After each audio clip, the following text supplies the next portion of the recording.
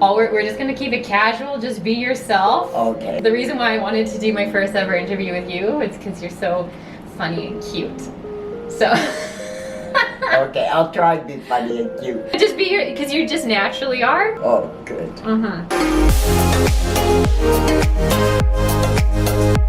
Hi everybody, Hannah Linnea here, and I'm so excited because today I am with you with my grandma.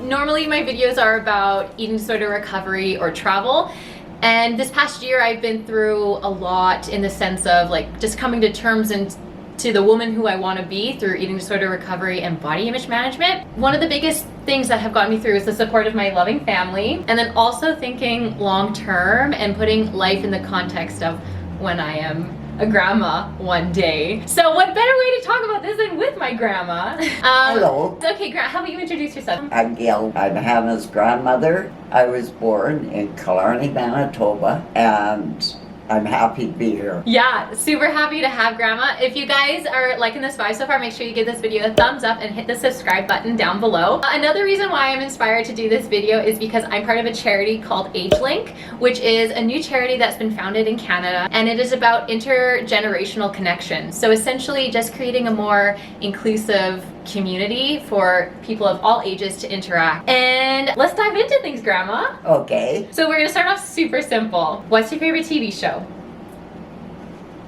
Gunsmoke. I don't know what that is. Oh, it's an old Western, but we like a variety of shows. Jeopardy, Wheel of Fortune. I always remember watching Wheel of Fortune with you growing up. You did. Yeah. All my grandchildren did. What about a favorite movie? Oh, Sound of Music, I really liked. So the questions will slowly build up to more interesting ones, but we're just we're just getting grandma used to the audience, and you guys can get to know my grandma a bit. No secrets. No. No. Okay. Do you have a favorite joke? Oh, so many jokes. I love jokes, but I haven't got a favorite lately.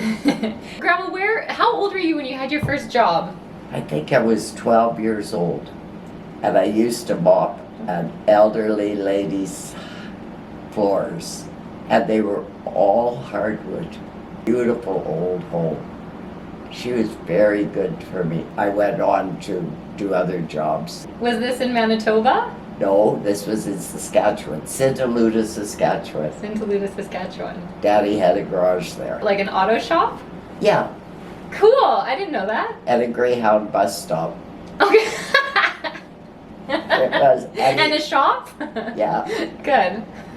it was interesting. Yeah. We're drinking coffee, by the way. It's delicious. Grandma makes the best My coffee. favorite drink. Yeah.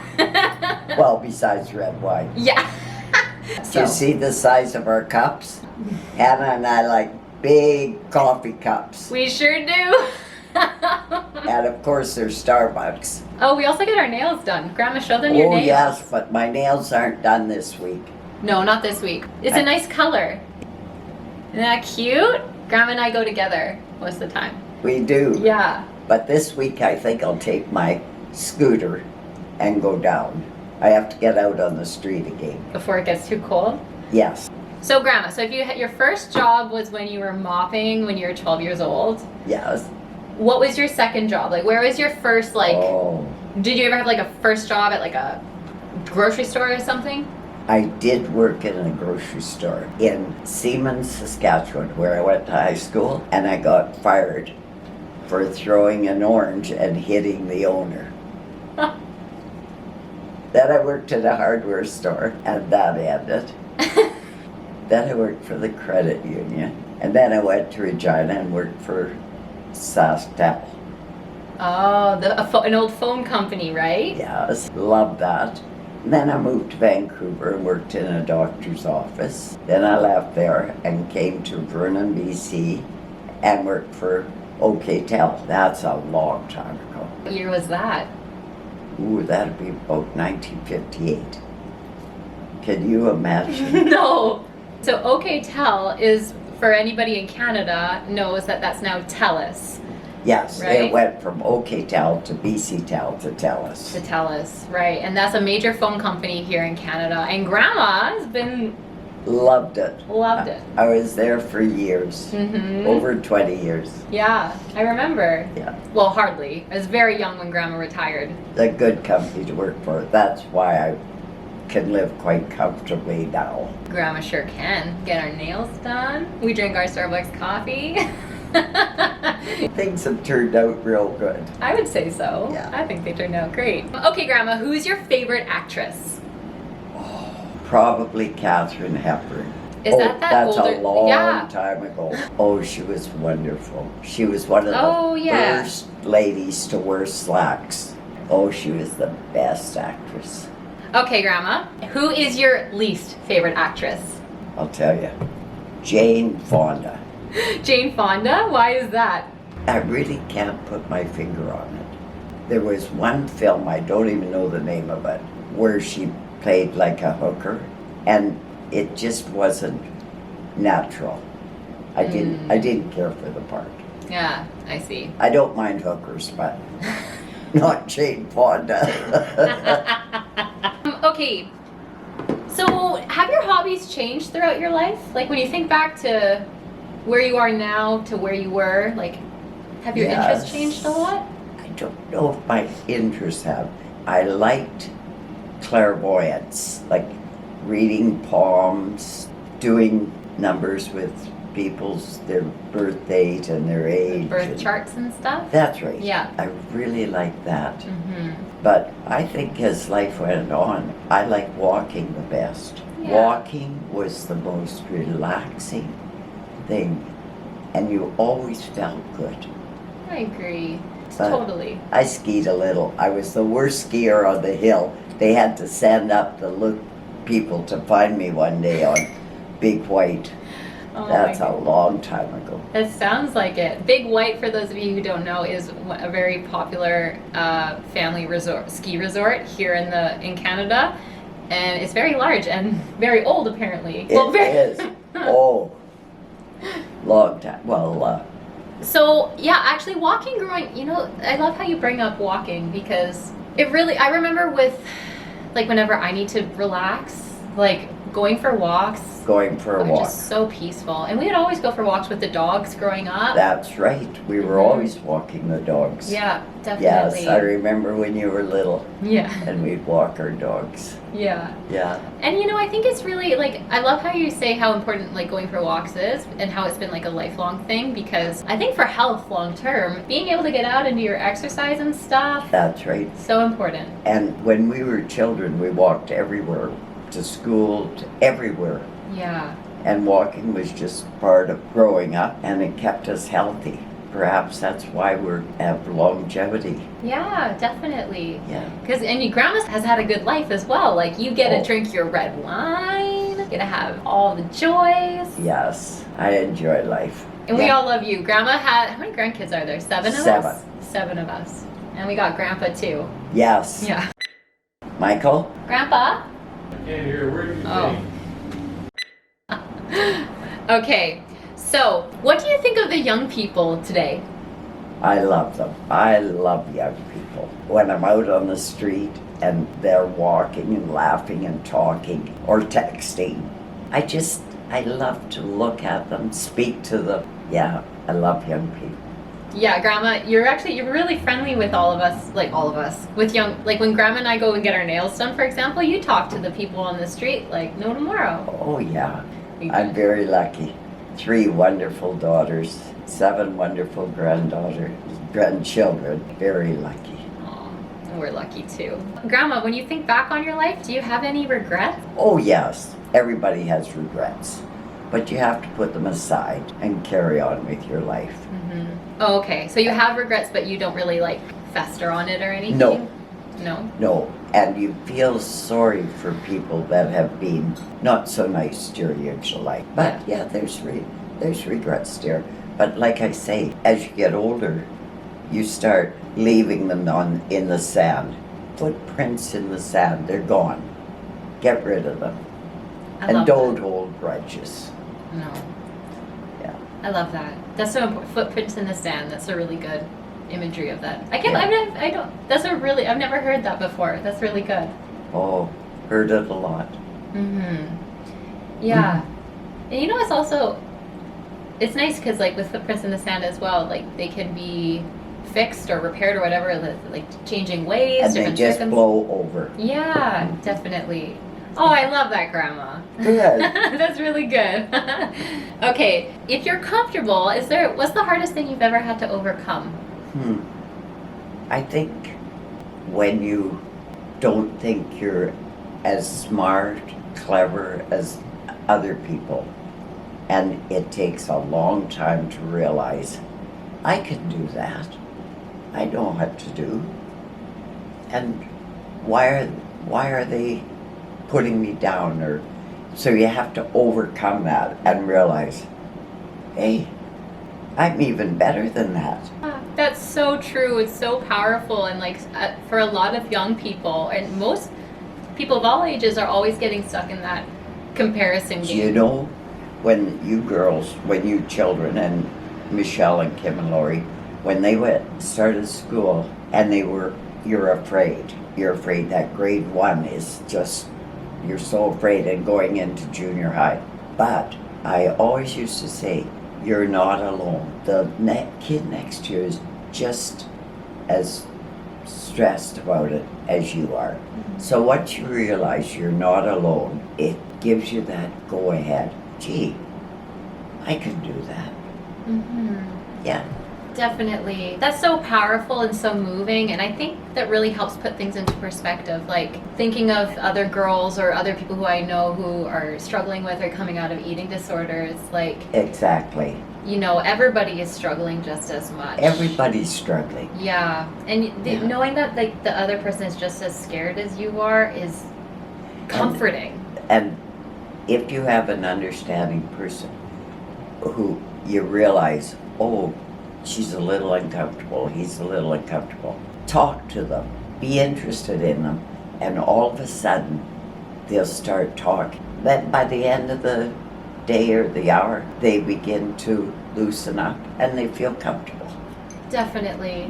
That's such a powerful message that really hits close to home, because being able to get yourself to a position where you can actually be there for somebody else and listen to them and support them. Exactly. I think is the whole reason why pushing through struggles with food and body image or job comparisons or whatever it is you're dealing with is worth it. Just life in general. Yeah, exactly.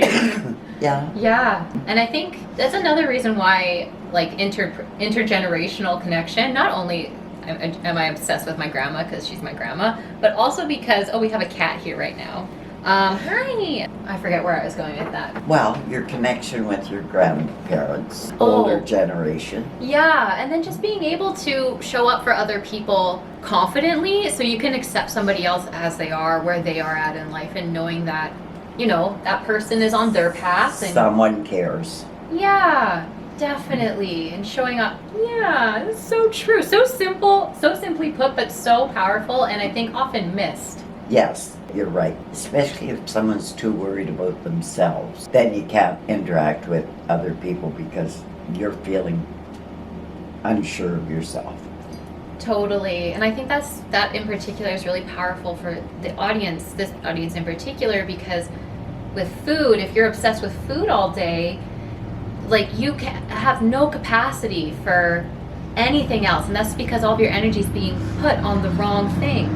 You're right, but to think of food all the time would be terrible. Totally. Exactly, like thinking of it in an obsessive way or a fearful way, it just limits your ability. It is terrible. It is. It limits your ability to show up in life and to be there for your family. Like there was a couple years there where I was MIA. Like I never saw the family. MIA. Missing in action. Like I was always gone. Yeah, you were gone all over the world. Yeah, all over the world, and like that was my coping skill. Like instead of dealing with the things that I was struggling with, I would just travel all the time and just like hang out with the family, but keep a distance. Like there wasn't any vulnerability or anything. Yes, that's true. Yeah, but now this video is so. Hopefully you guys are liking it. Make sure you like it and subscribe if you haven't yet. But like being able to see that life is so much more than your appearance, and like being with your family Yes. and like supporting your family and knowing that you get to support your family one day when you're older as well. Like it just makes it all worthwhile. It does. Well, that's a really wonderful like thank you for being so like honest with that, because it's such a powerful, relatable thing. It is. It is. It's part of life. Yeah. And you always want to, gosh, if I could just help that person.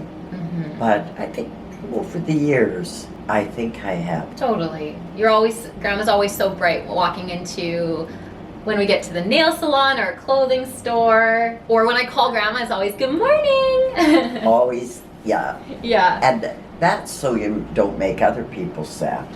Totally. Yeah. You know? But I don't like hearing about sad lives. And that's one thing I should overcome. I'd never make a good counselor. Because I don't like hearing people's sad stories. That's fair. Go ahead. You know, as I say, this is why Grandma and I get along really well, because I totally do have that quality. Like, I could be a counselor. Yes, for sure. you could. Yeah, well, actually, that is kind of what I do. So if you're relating, if you want to be able to overcome the struggles that are holding you back right now, make sure you guys send me an email. I put my email down below. You guys can send me a request, and we can talk about potentially working together. I do work one-on-one with clients, so make sure you do that. Good. Yeah, so anyways, check me out on Instagram as well. Sorry, Grandma, just one sec. Just so you guys remember to stay connected. Because if you guys like this, then I'll have more of Grandma in the content. Oh, good. All right, we hit the max recording time, so I just had to repress the button. So, yes. Okay, Grandma, we're almost done. Oh, I thought we were done. Almost. Okay. Okay, so we just went over the hardest thing to overcome. So what is your happiest memory, or can you recall the happiest time in your life? Oh, there's been so many happy times, especially my daughter's weddings, birth of our grandchildren. One particular memory I have that I love. I was in Vancouver on course, and you're so alone because when you get in the hotel room, the door's closed. You're alone. And one night, Grandpa was coming down to Vancouver to meet me for a couple of days, spend the weekend. And I was sitting in the, I don't want to say bar, cocktail lounge. People were dancing and singing, and they were a big crowd of us. I didn't even know the people, but you were part of a lonely group. And all of a sudden, I looked across the room, and Grandpa had just come into the hotel. And I realized then that I loved this person. It was the nicest feeling I've ever had in my life. Aww. And we just embraced. It was beautiful. Good. Yeah. That's so lovely. I've never heard that before. Yeah. And then Grandpa is just sitting right over there. So And he's probably not listening. He never does. Beautiful, Grandpa. Thank you so much for sharing. That, I mean, like, grandkids, kids, and then it all goes back to you and Grandpa. Yeah. So powerful. That's right. Yeah, I love that. Yeah. Yeah. Well, Grandma and Grandpa, I mean, like, this is the whole goal. Like, when I think of what I want long term, like, I want to be able to be like you and Grandpa and just have this safe space for your family to come. Mm-hmm. Always know that it's okay, that it's going to be okay. Yes. Mm-hmm. Yeah. Yeah, Grandma and Grandpa definitely, you provided that safe space for forever. Always growing up, going to Grandma and Grandpa is awesome. Yeah. So. And that's good. Yeah, definitely. And it helps a lot when it comes to like putting what you're dealing with into perspective. And you know, the purpose of this video is to see that it's worth getting better and it's worth connecting with people. And you know, Hannah, you don't want to put too much on what you're watching or hearing or reading. You just want to be natural. Yeah. And I think that's what we are, because I've seen so many grandmothers, maybe grandpas too, overreact to, oh, I want to be the best grandpa. So we had to start it again because, we had to start the recording again because I ran out of room on my memory card. It's been long. It has been. Yeah, so if you guys have made it this far, thank you so much. We really appreciate it. Okay, so our final question for today is, what would you, so I'm in my 20s and lots of my viewers are around that age as well. Good. So what advice would you give to your 20-year-old self? That's hard because I don't want to say you're naive, but of course you are. You have to live a long time to really learn about life. But I think you young people are ahead of... One sec. Grandpa, may you please mute it? I think you young people are ahead. Can you please mute it quick? Thank you. I think young people are ahead of when we were 20. We were so naive. Now young people are so into life. They understand things better, and they'll think, I want to make a better life for myself. Whereas when we were 20, you were, I hate to say this, you were just existing. You really were. And at our generation, you grew up, you got a job and an education, and got married, had babies. And I can see it in old friends. It was just a replay. But now, it doesn't seem to be a replay. You're prepared for life. Trying to be. Yeah. You're doing pretty good. Thanks, Grandma. Yeah, so that's it.